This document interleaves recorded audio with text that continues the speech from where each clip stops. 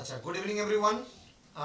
আজকে আমি তোমাদের যে ম্যারেজ সেই ম্যারেজ ফর্ম নিয়ে আলোচনা করব। দেখো, তোমাদের খালি ম্যারেজ ফর্ম নেই, হ্যাঁ, তোমাদের ম্যারেজের যদি সিলেবাসটা তোমরা লক্ষ্য করো, যদি সেকেন্ড সেমিস্টারে যে মেজর মানে সোশ্যোলজি যাদের আছে, তো তোমরা প্রত্যেকেই যারা ক্লাসে আছো এই মুহূর্তে তাদের প্রত্যেকেরই কিন্তু মেজর সোশ্যোলজি আছে, এবং মেজর সোশ্যোলজিতে দেখবে সিলেবাসটা তোমরা যদি লক্ষ্য করো মেজর সোশ্যোলজির, তাহলে আমি সিলেবাসটা তোমাদের প্রোভাইড করেছিলাম, এবং তোমাদের কাছে যে সিলেবাসটা আছে সেখানে দেখবে ইউনিট নাম্বার 3 তে আছে institution of marriage in India.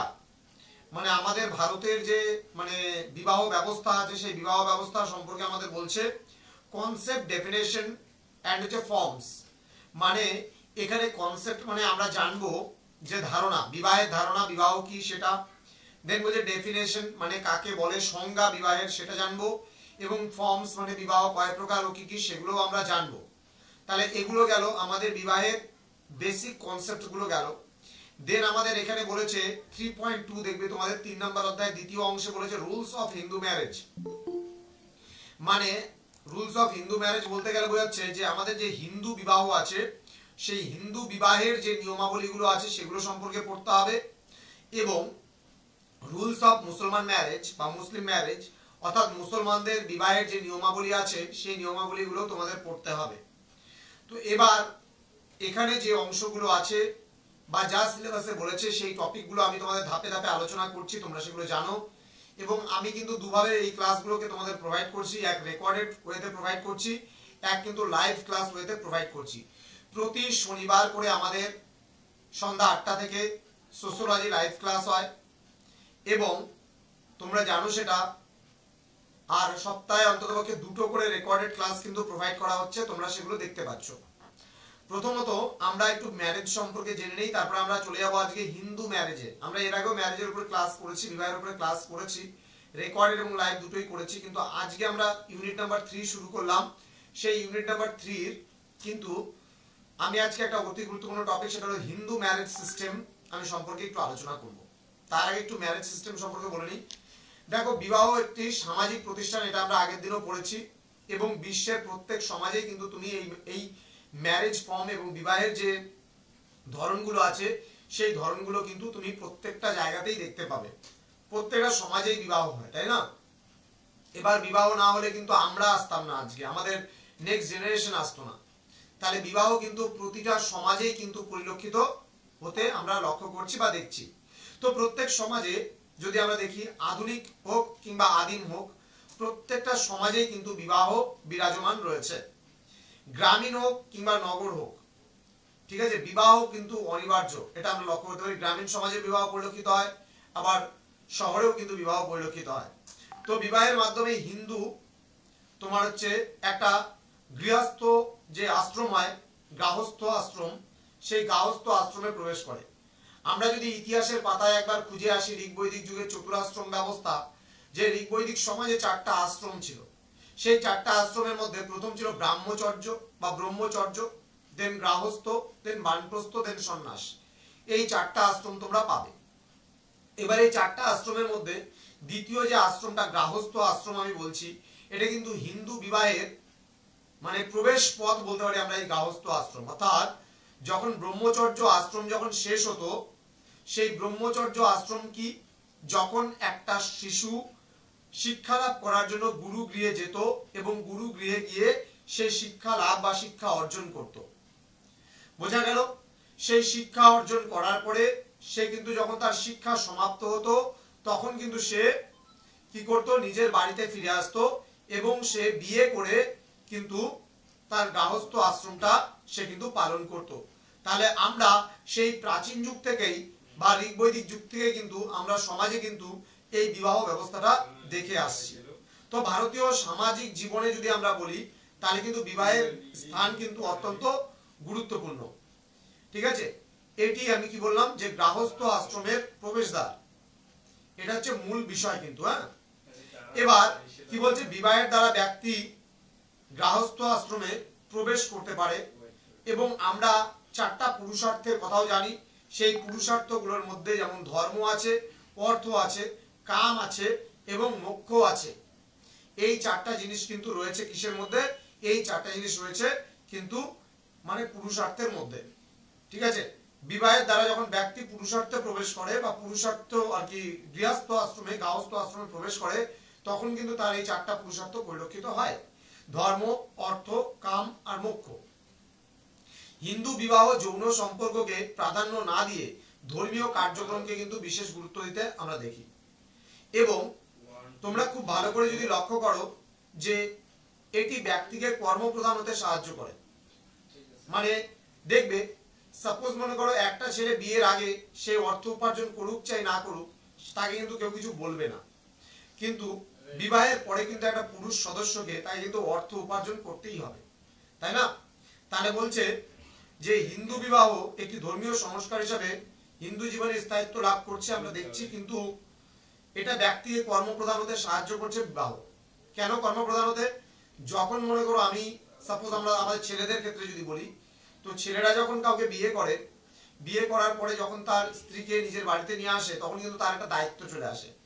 ভাত কাপড় অনুষ্ঠান হয়, ভাত কাপড়ের দায়িত্ব নেয়, ঠিক আছে। বিয়ে করার পরে যখন বাড়িতে নিয়ে এলো, তখন একটা ভাত কাপড় অনুষ্ঠান হয় হিন্দু বিয়ের মধ্যে। আজকে হিন্দু বিয়ে সম্পর্কে আমি আলোচনা করবো, হিন্দুদের ব্যাপারে বলবো, পরের দিন আবার মুসলিম ম্যারেজ সম্পর্কে আমি বলবো, মুসলিম ম্যারেজের কি কি নিয়ম আছে সেগুলো সম্পর্কে আমরা আলোচনা করবো। আজকের ক্লাসটা মেবি একটু লেন্দি হতে পারে, ওকে? ঠিক আছে, ধৈর্য ধরে শেষ অবধি ক্লাসটা করবে, কেউ কিন্তু মাঝখান থেকে লেফট করবে না।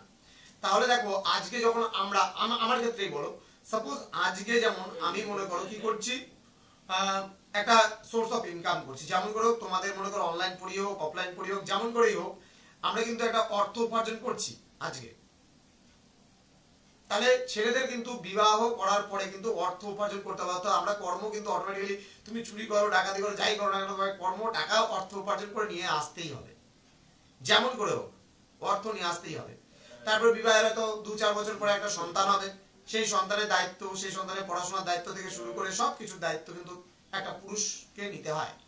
আমাদের হিন্দু সমাজে আমরা বিশেষ করে লক্ষ্য করি যে একটা পুরুষ মানে সদস্যই কিন্তু সেই সমস্ত দায়িত্ব কিন্তু বহন করে, ওকে? তারপরে কি বলছে, যদি আমরা খুব ভালো করে লক্ষ্য করি ব্রাহ্ম পুরাণ, ঠিক আছে, সেই ব্রাহ্ম পুরাণে যদি আমরা দেখি বা লক্ষ্য করি, তাহলে বিশেষ করে আমরা দেখব যে পুত্র রূপে পিতার যে পুনর্জন্ম হয়, তার কারণ পিতার অঙ্গ প্রত্যঙ্গ এবং হৃদয়ের প্রাপ্ত অংশ থেকে পুত্রের উৎপত্তি হয়, এটা বলা হয়েছে। মানে মানে ব্রাহ্ম পুরাণে কি বলা হয়েছে, যে পুত্র রূপে পিতার পুনর্জন্ম হয়, অর্থাৎ পিতার যখন পুনর্জন্ম, মানে পিতার পুনর্জন্ম কি হয়, পুত্র রূপে হয়, এটা বলেছে। বোঝা গেল? মানে পিতার থেকেই তো পুত্রের জন্ম, যার জন্য বলেছে ব্রাহ্ম পুরাণে এই কথাটা বলা হয়েছে। তো এইভাবে করে বিভিন্ন পুরাণে বিবাহ সম্পর্কে বিভিন্ন বক্তব্য তুলে ধরা হয়েছে। এবার আমরা হিন্দু বিবাহের অর্থ সম্পর্কে একটু জেনে নেব যে হিন্দু বিবাহটা কি। দেখো, হিন্দু বিবাহ সম্পর্কে যদি আমরা জানতে চাই, তাহলে বিবাহের অ্যাকচুয়ালি অর্থটা কি সেটা সম্পর্কে আমাদের বুঝতে হবে। তো বিবাহ বলছে, বিবাহ একটি বা অধিক পুরুষের একটি বা একাধিক বা অধিক স্ত্রীদের সাথে হওয়া সম্পর্ক বা প্রথা বা আইন দ্বারা উৎপন্ন শিশুদের অধিকার বা কর্তব্যের স্বীকৃতি। তাহলে আমি তোমাদের বিবাহের ফর্মগুলো আগেও পড়াইছি।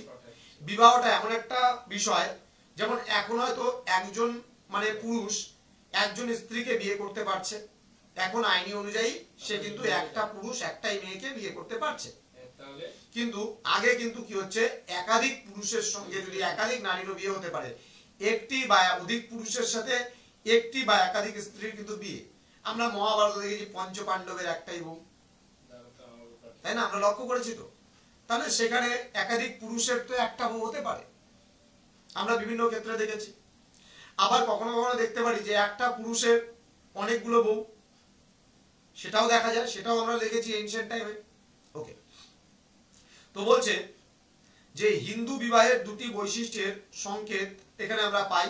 একটা হলো প্রথার গুরুত্ব, আর হচ্ছে পতি-পত্নীর অধিকার এবং কর্তব্য। এই দুটো জিনিস কিন্তু আমরা হিন্দু বিবাহের মধ্যে পাই। একটা কি বললাম, যে প্রথা, হিন্দু বিবাহেতে প্রথার গুরুত্ব যথেষ্ট রয়েছে, এবং তার সঙ্গে সঙ্গে পতি-পত্নীর অধিকার, একজনের প্রতি আরেকজনের যে অধিকার এবং তার কর্তব্য, এটা কিন্তু হিন্দু বিবাহতে খুব ভালো করে পরিলক্ষিত আমরা লক্ষ্য করতে পারি, খুব ভালোভাবে পরিলক্ষিত হয়। তো এখানে আমাদের বিবাহ মানে অনেক ক্ষেত্রে বলা হয় দুটি আলাদা লিঙ্গের মানে আইন দ্বারা স্বীকৃত এক প্রথা, মানে আইনি স্বীকৃত এক প্রথা বিপরীত লিঙ্গের। কিন্তু এখন বর্তমান দিনে দেখা যাচ্ছে যে সমলিঙ্গেও কিন্তু বিবাহ হচ্ছে। আমরা ফেসবুক খুললে আমরা বিভিন্ন অনেকের স্ট্যাটাসে বা অনেকের পোস্টে আমরা এগুলো লক্ষ্য করতে পারি, অনেক গ্রুপেও দেওয়া হয়, দুটো ছেলে, একটা ছেলে আরেকটা ছেলেকে বিয়ে করে নিয়েছে, একটা মেয়ে আরেকটা মেয়েকে বিয়ে করে নিয়েছে। এখন কিন্তু আমরা এগুলো লক্ষ্য করি প্রায়। কিন্তু বিবাহ বলতে বিভিন্ন সমাজতত্ত্ববিদ বা সমাজবিদ যারা বুঝিয়েছেন তারা বলেছেন বিপরীত লিঙ্গের মধ্যে যদি মানে সমাজ বা আইন দ্বারা স্বীকৃত যে প্রথা তাকে বলা হয়েছে বিবাহ। এটা সমাজতত্ত্ববিদের মতে যদি আমরা বলতে চাই তাহলে এই কথাটা আমরা বলতে পারি। তো বলছে এই বন্ধনে স্ত্রী পুরুষের পরস্পরের প্রতি কিছু পারস্পরিক অধিকার এবং তার কর্তব্যও কিন্তু থাকে। তাহলে যেমন মনে করো আজকে একজন পুরুষ সদস্যের অধিকার কি? একজন পুরুষ সদস্যের অধিকার হচ্ছে, মনে করো আমি মনে করো কি আমাদের কাজ কি, পুরুষদের কাজ অর্থ উপার্জন করে নিয়ে আসা এবং স্ত্রীর হাতে সেই অর্থের কিছু অংশ তুলে দেওয়া, যাতে স্ত্রী সংসারটাকে ভালোভাবে চালাতে পারে। কি লাগবে না লাগবে একটা সংসারে, পড়াশোনার, ছেলেমেয়ের পড়াশোনার দায় দায়িত্ব, এগুলো নিতে হবে। এবার একটা স্ত্রীরও কিন্তু অনেক কিছু দায় দায়িত্ব থাকে। একটা স্ত্রী বা মেয়ে মানুষ হয়তো অর্থ উপার্জন করে না, কিন্তু সেক্ষেত্রে আমরা লক্ষ্য করতে পারি একজন স্ত্রী সদস্য কিন্তু বিয়ের যাবতীয় কাজ থেকে শুরু করে অনেক কিছু সামলায়। তো সেখানে যদি একজন পুরুষ সদস্যকে সেই কাজগুলো করতে দেওয়া হয়, সব এবড়ো খেবড়ো হয়ে যাবে। তো যার যার জায়গায় সে কিন্তু তার দায়িত্বগুলো পালন করছে। এখানে আমরা কখনোই বলতে পারবো না যে একজন পুরুষ সদস্য বেশি দায়িত্ব নিচ্ছে বা একজন নারী সদস্য কম দায়িত্ব নিচ্ছে, এরকম কিন্তু বলতে পারবো না। দুজনেরই কিন্তু একজন মানে সমাজ গড়ে তোলার কারিগর হচ্ছে দুজনই, তাই না? একটা পরিবার দুজনের দ্বারাই কিন্তু গঠিত হয়। একটা পুরুষ সদস্য যেমন পরিবারটাকে একা থেকে সমস্ত কিছু সামাল দিতে পারে না, ঠিক একইভাবে কিন্তু একজন নারীও কিন্তু গোটা মানে ফ্যামিলিটাকে চালাতে পারবে না। তো এবার দুজনেরই কিন্তু সমান অধিকার রয়েছে একটা পরিবার চালানোর পেছনে, ঠিক আছে? এটা আমরা দেখি। তো যাই হোক, তো হিন্দু বিবাহকে অনেকজন অনেক কথা বলেছেন বা অনেক সমাজতত্ত্ববিদ আছে অনেক কথা বলেছেন এই বিবাহ বিষয়ে। বলছে বিবাহ সংস্কারকে সম্পূর্ণ করে, সংস্কারকে বিভিন্ন সংস্কারগুলোকে সম্পূর্ণ করে এবং এই সংস্কারগুলো সম্পূর্ণ করার মধ্যে দিয়েই একজন সদস্য কিন্তু বা একজন ব্যক্তি পরবর্তী জীবনের দিকে ধাপে ধাপে কিন্তু এগিয়ে চলে। এবার হিন্দুদের মধ্যে বিবাহকে প্রত্যেক ব্যক্তির জন্য প্রয়োজনীয় সংস্কার বলে স্বীকার করা হয়। যে এই যে বিবাহ, হিন্দুদের মধ্যে বিবাহ মানে একটা সংস্কার, একটা পরিবর্তন। তো যাই হোক, এখানে শব্দগত অর্থে বিবাহের তাৎপর্য বলল যে বধূকে বরের ঘরে নিয়ে আসা, কিন্তু বাস্তবে বিবাহ এমন সকল সমারোহ এবং কর্মকাণ্ড যার মাধ্যমে একটি ছেলে একটি মেয়ে সমাজ দ্বারা স্বীকৃত প্রতিপত্তির সম্পর্কে বাধা পড়ে যায় এবং পরস্পরের প্রতি আমরা দেখি যে কর্তব্য পালন করে। তাহলে একটা সম্পর্কে কিন্তু বাধা পড়ে যায়, একটা নারী বলো একটা পুরুষ বলো, সম্পর্কে বাধা পড়ে যায়। বিয়ের আগে পর্যন্ত হয়তো একটা মেয়ে বা একটা ছেলে অনেকজনের সাথে কথা বলছে, চলছে একই সমাজের মধ্যে, বন্ধু বান্ধব একসঙ্গে মিলেমিশে চলছে, কিন্তু বিয়ের পরে কিন্তু সেই জিনিসটা আর হয়ে ওঠে না বা সেই জিনিসটা কিন্তু আর পারে না। অনেক কিছু দায়বদ্ধতা থেকে যায়, সেই দায়বদ্ধতাগুলো একে অপরকে পালন করতে হয় এবং দুজনের মানে বিশ্বাস অর্জন করে সমাজে কিন্তু চলতে হয়। একটা পরিবার তখনই সুখে হবে বা তখনই পরিবারটা ভালো হতে পারবে যখন কিন্তু দুজনেই সমান দায়িত্ব একটা পরিবারে পালন করবে, সে পুরুষ সদস্য হোক চাই নারী সদস্য হোক। এবার নারী সদস্য বলছে যে আমি বেশি পালন করছি, মানে আমার দায়িত্ব আমি বেশি পালন করছি, পুরুষ সদস্য বলছে যে আমি বেশি দায়িত্ব পালন করছি। দুজনই দুজনকে বুঝতে হবে, আন্ডারস্ট্যান্ডিংটা দুজনের মধ্যেই থাকতে হবে, সমঝোতাটা দুজনের মধ্যেই থাকতে হবে, তবেই কিন্তু একটা ফ্যামিলি একটা ভালো জায়গায় যেতে পারে। দুজনই দুজনকে বুঝতে হবে, তাই না? দুজন দুজনকে না বুঝলে কিন্তু হবে না, ট্রাস্টটা অর্জন করতে হবে একে অপরের প্রতি, এটা মাথায় রাখতে হবে। ওকে, এবার যদি আমরা হিন্দু বিবাহের কিছু লক্ষ্যের ক্ষেত্রে বলি, হিন্দু বিবাহের লক্ষ্য হলো, আমি বললাম যে প্রথমত আমরা ধর্ম কার্য পূরণ। প্রথম লক্ষ্যের কথা বলতে যাই যদি, তাহলে ধর্ম এবং কার্য পূরণ। দেখো কি এই ধর্ম কার্য পূরণ? ধর্মীয় কর্তব্য পুরুষের জন্য এবং জীবনসঙ্গী লাভ করার জন্য বিবাহ করতে হয়। তাহলে কি বলে? ধর্মীয় কর্তব্য পূরণের জন্য এবং জীবন সাথী লাভ করার জন্য কিন্তু প্রত্যেকটা মানুষকে কিন্তু বিয়ে করতে হয়, তাই না? বলে না শাদি মানে দিল্লি কা লাড্ডু, जो खाया वो भी पछताया, जो नहीं खाया वो भी पछताया, কথা বলে না? যে বিয়ে এটা হচ্ছে একটা দিল্লির লাড্ডুর মতো, তো যে খাবে সেও পস্তাবে, যে খাবে না সেও পস্তাবে, তো খেয়ে পস্তানোই ভালো। কেমন বিষয়টা জানা যায়। তো মানে ত্যাগের থেকে যে সাধনা করে সংসার জীবন অতিবাহিত করে সে বেশি মহান, বুঝতে পারলাম। যে মানে অবিবাহিত অবস্থায় চিরজীবনটা কাটিয়ে দেয় সে কিন্তু মহান কখনোই হতে পারে না, ঠিক আছে? এটা মাথায় রাখতে হবে। সংসার জীবন অতিবাহিত করতে হবে, নাহলে জীবনের মানে বিষয়গুলো বুঝবে কি করে, তাই না? জীবনটাকে তো বুঝতে হবে, জীবনটাকে অনুভব করতে হবে, রিয়ালাইজ করতে হবে, বুঝতে হবে প্রত্যেকটা জিনিস। ওকে, তো এখানে বলছে তারপরে নেক্সট পয়েন্ট যেটা আসবে সেটা হলো পুত্র প্রাপ্তি। দেখবা হিন্দুদের একটা বিয়ের একটা, এটা হিন্দু বলো মুসলমান বলো প্রত্যেকেরই কিন্তু বিবাহের একটা লক্ষ্য থাকে যে পুত্র প্রাপ্তি। মানে পুত্র প্রাপ্তি বলতে ছেলে জন্ম দিতেই হবে, যতক্ষণ মানে হবে না ততক্ষণ কন্টিনিউ চলবে, এরকম একটা ব্যাপার যে জন্ম হতেই থাকবে। যে মেয়ে হলে পরে হবে না, একটা ছেলে জন্ম হতেই হবে, ঠিক আছে? এই ধরনের একটা মানে সিস্টেম রয়ে গেছে। তো হিন্দু বিবাহের এটা একটা উদ্দেশ্য সন্তান উৎপাদন করা এবং পুত্র লাভের উপরেই কিন্তু বেশি গুরুত্ব দেওয়া হয় হিন্দু ম্যারেজে, বোঝা গেল? পুত্র প্রাপ্তির উপরে, সবাই কিন্তু পুত্রই চায়, যে আমার ছেলে হলে পরে তো অ্যাটলিস্ট বিয়ে দেওয়ার মতন পয়সা লাগবে না, মেয়ে হলে তো এই ওকে বিয়ে দিতে হবে, তারপর হচ্ছে কন্যাদান করতে গেলে বিশাল খরচের একটা ব্যাপার আছে, হ্যান আছে ত্যান আছে, অনেকের অনেক রকমের মেন্টালিটি থাকে। তো যাই হোক, সবার সঙ্গে সবার মেন্টালিটি মিলবে না। তারপরেও অনেকে বলা হয় যে আমাকে বংশ রক্ষা করতে হবে, বংশের নামটা করতে হবে, একটা ছেলে না থাকলে কি করে বংশের মুখে প্রদীপ দেবে, হ্যান ত্যান, অনেক রকমের গল্প আছে। তো হিন্দু সমাজের মধ্যে এই ধরনের গল্প দেখবা, প্রথমে তো একটা সন্তান হবে, হয়তো সন্তান হলে পুত্র হলে তো ঠিক আছে, আর যদি পুত্র না হয় নারী হয় তাহলে দেখবে মাথা খারাপ করে ফেলবে বাড়ি থেকে, কতক্ষণে পুত্র হবে, চলো তোমার চিন্তা নেই, তোমার থেকে বেশি ফ্যামিলির চিন্তা হয়ে যাবে। এই ধরনের মেন্টালিটি আর কি এখন সমাজে তৈরি হয়ে গেছে। তো যাই হোক, তারপর যে রতি, রতি কি জিনিস? রতির তাৎপর্য হলো সমাজ দ্বারা স্বীকৃত পদ্ধতিতে যৌন ইচ্ছা পূরণ করা। দেখো সাপোজ আমাদের প্রত্যেকেরই যেমন খিদা পায়, আমাদের ঘুম পায়, একইভাবে কিন্তু ফিজিক্যালি কিন্তু সবারই কিন্তু একটা চাহিদা থাকে, শারীরিক চাহিদা যে জিনিসটাকে বলে। অর্থাৎ যৌন সম্পর্ক স্থাপনের আমরা ছাড় কখন পাই? যখন কিন্তু আমরা বিবাহে উপনীত হব বা একজন একজনকে বিবাহ করব। তাহলে হিন্দু ম্যারেজের কিন্তু এটাও একটা আমরা উদ্দেশ্য বলতে পারি, সেটা হচ্ছে যৌন ইচ্ছা পূরণ করা। যদি কারো যৌন ইচ্ছা থাকে, প্রত্যেকেরই যৌন ইচ্ছা একটা থাকে, কিন্তু সেই যৌন ইচ্ছাটা কিন্তু পূরণ হবে কি? একমাত্র বিবাহের মধ্যে দিয়ে, বোঝা গেল? তাহলে এটাও একটা ব্যাপার হতে পারে। ওকে, নেক্সট হচ্ছে আমরা বলতে পারি যে সন্তান উৎপাদন বললাম, তারপর হচ্ছে পরিবার গঠন করা। পরিবার গঠন করাও কিন্তু হিন্দু বিবাহের একটা লক্ষ্য বা উদ্দেশ্যের মধ্যে পড়বে। কেন পরিবার গঠন করা? কেন? দেখো, প্রথমত আমি বললাম যে ধর্ম কার্য পূরণ, এটা একটা গেল। দেন একটা হলো পুত্র প্রাপ্তি, দেন একটা হলো রতি। রতি মানে আমি বলে দিলাম যৌন ইচ্ছা পূরণ করা, এটাকে রতি বলা হয় বাংলা স্ট্যান্ডার্ড, যদি বাংলা বলো তাহলে সেটাকে, বা কামও বলা হয় অনেক ক্ষেত্রে, কাম বা যৌন ইচ্ছা, সেটা গেল। একটা হলো পরিবার গঠন। কি এই পরিবার গঠন? পরিবার গঠনটা হচ্ছে আমরা দেখো, সাপোজ মনে করো আমার বাবা তো আমাকে জন্ম দিয়েছে, বাবা মা জন্ম দিয়েছে আমাকে, এবার আমি যদি নেক্সট টাইমে ম্যারেজ বা বিবাহ না করি তাহলে আমার পরিবার কি করে গঠিত হবে বা আমার বংশটা কি করে এগোবে? তো যার জন্য কিন্তু হিন্দু পরিবারগুলোতে বিবাহের এটাও একটা উদ্দেশ্য থাকে বা বিবাহের কিন্তু এটাও একটা কারণ থাকে, সেটা একটু বুঝতে হবে। তো এই জিনিসগুলো ধ্যান দিবা প্রত্যেকে, যে বিবাহের উদ্দেশ্য বা হিন্দু বিবাহের লক্ষ্যগুলো কি কি।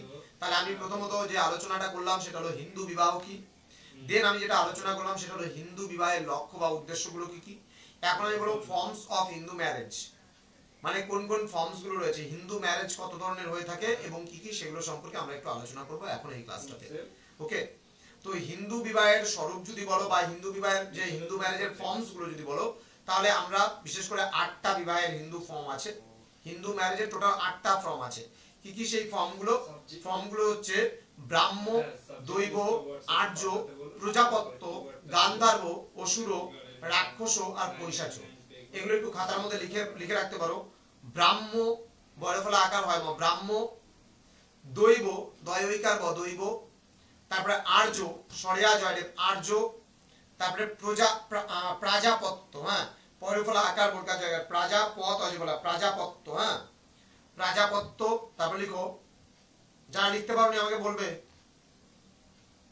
ব্রাহ্ম প্রথমে হবে, ব্রাহ্ম 1 নম্বর বড় ফলা আকার হয় ব্রাহ্ম, দেন দৈব দয়ৈকার দৈব, দেন আর্য সরিয়া জয়দেব আর্য, দেন প্রাজাপত্য পরে ফলা আকার বোরকা জায়গা পত বলা প্রাজাপত্য, দেন হচ্ছে গান্ধার্ব গয়াকার দন্তা নয় ধ বয়রেপ বা গান্ধর্ব বলে বা গান্ধার্ব বলে।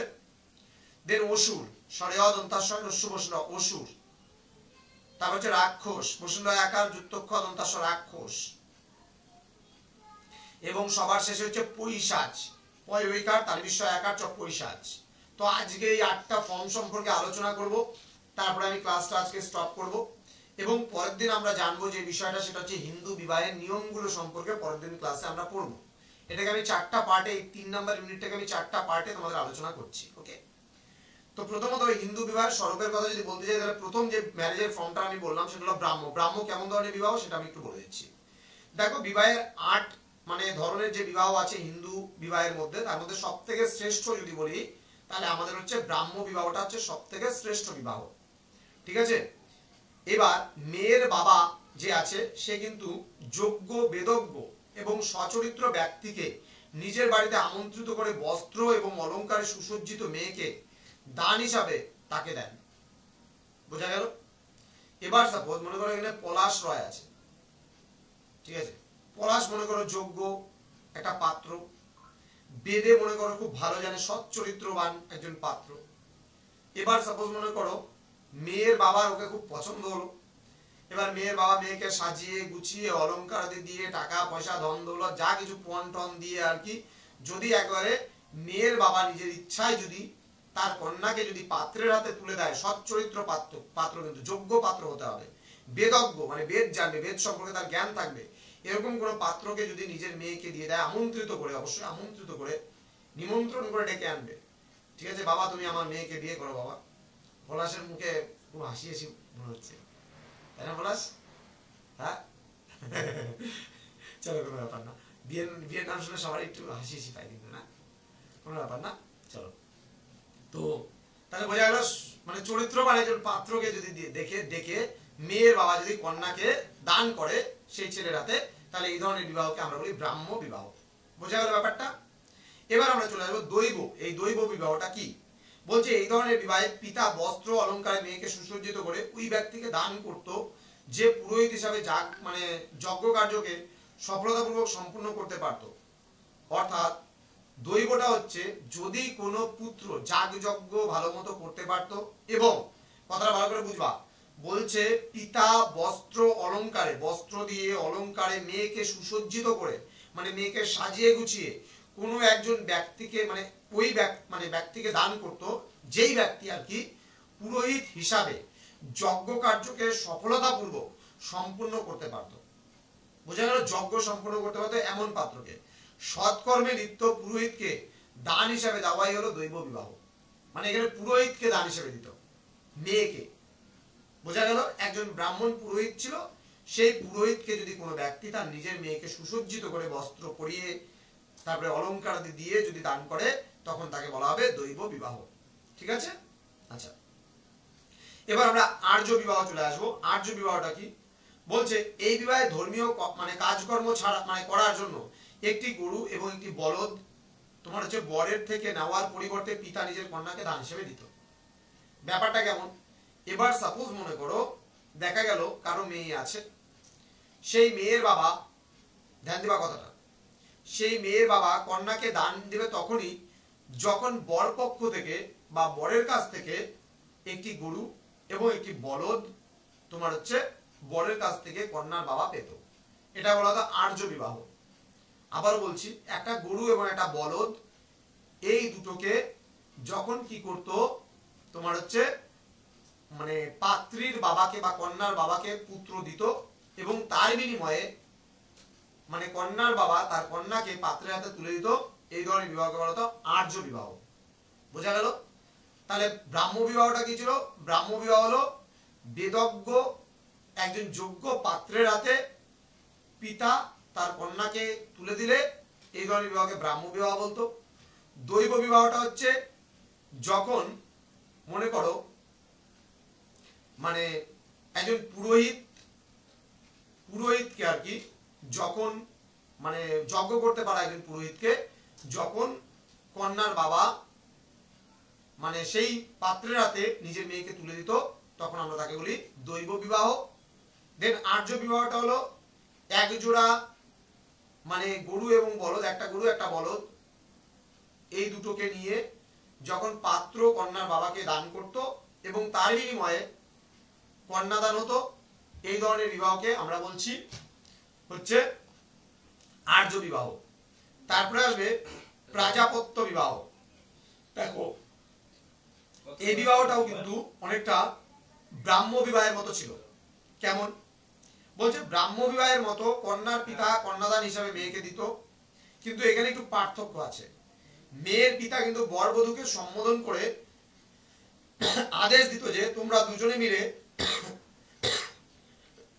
আজীবন ধর্মাচরণ করবে।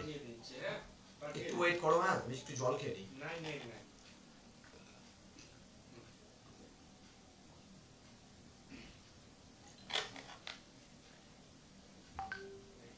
গলাটা শুকিয়ে গেছে। ওকে, তো কি বললাম যে প্রাজাপত্য বিবাহ বলতে ব্রাহ্ম বিবাহের মতো এটা ফর্ম ছিল।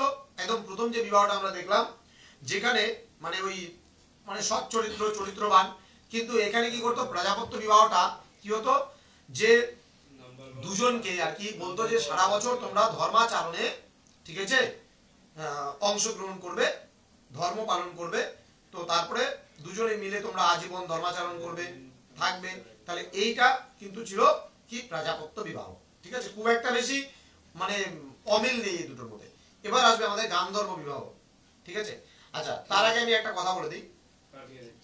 প্রথম যে 4 ধরনের বিবাহ বললাম, যে ব্রাহ্ম, দৈব, আর্য, প্রজাপত্য, এই 4 ধরনের বিবাহ কিন্তু সোসাইটি একসেপ্ট করত। ঠিক আছে, এই 4 ধরনের বিবাহ কিন্তু সোসাইটি একসেপ্ট করত। এবার যে গান্ধর্ব বিবাহটা ছিল, গান্ধর্ব বিবাহ সম্পর্কে কেউ বলতে পারবে? জানো কেউ গান্ধর্ব বিবাহ? পূর্ণিমা জানো?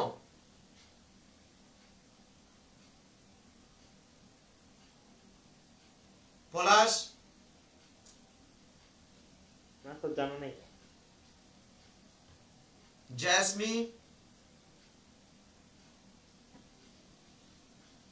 না স্যার জানা নেই। আচ্ছা, ঈশার জানো?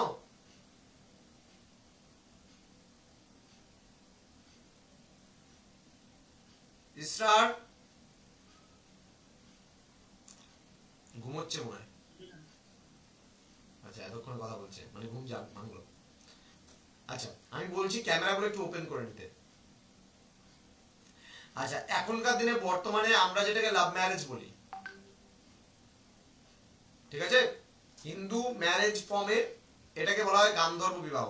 অর্থাৎ যেখানে পাত্র পাত্রী নিজেদের পছন্দ মতো যেটা বিয়ে করতো সেটাকে বলা হতো গান্ধর্ব বিবাহ। অনেক সময় স্বয়ম্বর নির্বাচিত হতো, দেখেছো তোমরা স্বয়ম্বর সভা? বিভিন্ন মুভিতে আমরা দেখে থাকি, পুরোনো দিনের মুভিতে স্বয়ম্বর সভা। স্বয়ম্বর সভা বলতে মনে করো রাজার মেয়েকে যখন বিয়ে দিত না, তখন কি করতো বলতো, তখন স্বয়ম্বর সভা হতো। স্বয়ম্বর সভা জানো কি জিনিস? হ্যাঁ, মেয়ে নিজের পছন্দ মতো পাত্র, বিভিন্ন রাজ্যের রাজা রাজপুত্ররা আসতো, আসার পরে তাদের মধ্য থেকে একজনকে মানে সেই রাজকন্যা পছন্দ করতো, তো এটাকে বলতো স্বয়ম্বর সভা। তো তখন এই পছন্দ মতো বিয়েটা হতো, যখন পাত্র পাত্রী একে অপরের পছন্দ মতো বিয়ে করতো তখন সেটাকে বলতো গান্ধর্ব বিবাহ। এবার অসুর বিবাহটা কি? এবার গান্ধর্বটা প্রথম দিকে সমাজে মানে হিন্দু সমাজে প্রথম দিকে একসেপ্ট করেনি, কিন্তু পরবর্তীকালে কিন্তু গান্ধর্ব বিবাহটাকে সোসাইটি মেনে নিয়েছিল। হ্যাঁ, কিন্তু অসুর, রাক্ষস আর পৈশাচ এই দুটাকে কোনোদিনও মেনে নেয়নি সোসাইটি, এই তিনটাকে আর কি কোনোদিনও মেনে নেয়নি। অসুর বিবাহটা কি ছিল দেখো। মনুস্মৃতিতে একটা কথা বলা যায়, যখন কেউ কন্যা বা তার পিতাকে কিছু অর্থ দিয়ে কন্যার সাথে বিবাহ করত বা করে, তখন সেই বিবাহকে অসুর বিবাহ বলে। এই ধরনের বিবাহে কন্যার মূল্য দিতে হয়, মানে বধূ মূল্য দিয়ে যে বিবাহগুলি সম্পন্ন হতো তাই কিন্তু অসুর বিবাহ। ব্যাপারটা কেমন? সাপোজ মনে করো আমার ছেলে আছে, আমার ছেলেকে আমি বিয়ে দিব, সে ক্যারেক্টারহীন, চরিত্রবানও হতে পারে, চরিত্রহীনও হতে পারে, দুটাই হতে পারে। দেখা যেতে পারে কন্যার বাবাকে পুরো টাকা পয়সা খাওয়ালাম, টাকা পয়সা খাওয়াটায় সেই কন্যাকে বিয়ে করে নিয়ে চলে আসলাম, তাহলে এই ধরনের বিবাহকে বলতো অসুর বিবাহ, যেটা সোসাইটি একসেপ্ট করতো না, মেনে নিত না। তখন সোসাইটিতে হতো কিন্তু সোসাইটি মেনে নিত না, কিন্তু হিন্দু সমাজে এতটা মানতো না লোকে। হ্যাঁ, তাহলে বোঝা গেল অসুর বিবাহটা কি, যে মানে কন্যাকে অথবা কন্যার পিতাকে যখন অর্থ দিয়ে বিয়ে করা হতো তখন সেই মানে বিবাহটাকে বলা হতো অসুর বিবাহ। এবার আমরা জানবো রাক্ষস বিবাহ। শক্তির জোরে কন্যাকে অপহরণ করে তাকে বিবাহ করা হলে তখন তাকে রাক্ষস বিবাহ বলা হতো, শক্তির জোরে। কন্যাকে অপহরণ করে নিয়ে যেত এবং তারপরে তাকে বিয়ে করলে কিন্তু বলা হতো রাক্ষস বিবাহ। মনুস্মৃতি অনুসারে যুদ্ধ হরণের মানে মানে হর মানে হরণের রাক্ষস অর্থাৎ যুদ্ধে কন্যাকে হরণ করে তার সাথে বৈবাহিক সম্পর্ক স্থাপন করাই ছিল রাক্ষস বিবাহ, এটা বলা হয়েছে। তাহলে এই ধরনের বিবাহের প্রচলন সেই সময় অধিক ছিল যখন যুদ্ধের গুরুত্ব ছিল এবং স্ত্রীদের যুদ্ধের মধ্যে দিয়ে প্রাপ্ত পুরস্কার বলে মনে করা হতো। ব্যাপারটা বুঝলাম? মানে বলতো, মনে করো কারো একটা স্ত্রী আছে, বলতো যুদ্ধে যে জিতবে স্ত্রী তার, মানে স্ত্রীকে মারতো না। ব্যাপারটা কি হতো, সোসাইটি মনে করো যুদ্ধে জেতার ফলে কি হতো, তাকে হরণ করে নিয়ে চলে যেত। আমরা যদি দেখো তুমি নূরজাহানের ক্ষেত্রে আমরা এটা লক্ষ্য করেছিলাম। নূরজাহানের ক্ষেত্রে এই জিনিসটা লক্ষ্য করেছিলাম। নূরজাহান পড়েছো কখনো? ক্লাস 11 না 12 ছিল, 11 ছিল নূরজাহান, পড়েছো?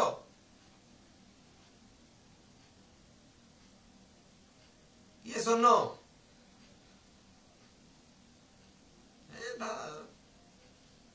স্যার আমরা তো ঘুমায় কাটাইছি, পড়বো কখন? পড়েছো? স্যার আমার সিলেবাসে ছিল না। কেন? ইতিহাস ছিল না তোমার? স্যার আমি ওপেন থেকে দিয়েছিলাম। ও আচ্ছা আচ্ছা। আর কেউ? ক্লাস 11 এর বই একদম সুন্দর করে সুলতান রাজিয়া, নেফারতিতি, তারপরে নূরজাহান এদের ব্যাপারে আছে, পড়ে নিবা একবার নূরজাহান সম্পর্কে। সেখানে নূরজাহানকে দেখবা মানে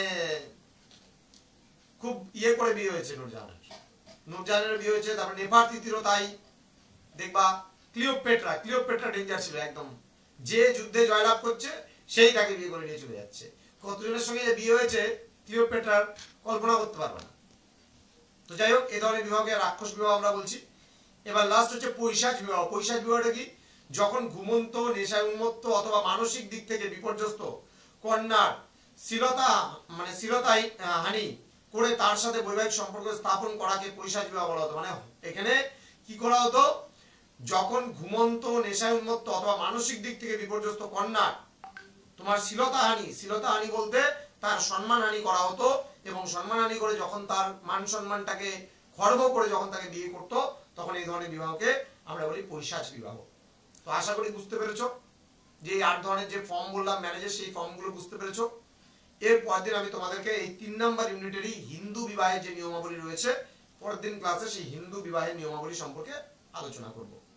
তো তোমাদেরকে প্রত্যেককে বলবো যে তোমাদের ফ্রেন্ড সার্কেল যদি কেউ সোশিওলজি মেজর যদি পড়তে চায় তাহলে অবশ্যই জানাবা, কেননা সোশিওলজির স্টুডেন্ট সংখ্যা এমনিতেই খুব কম। তোমাদের অলরেডি 25 জন থেকে 30 জনের মতো যুক্ত হয়েছে মনে হয় মেবি, তার মধ্যে আজকে মাত্র 7 জন ক্লাস করলো।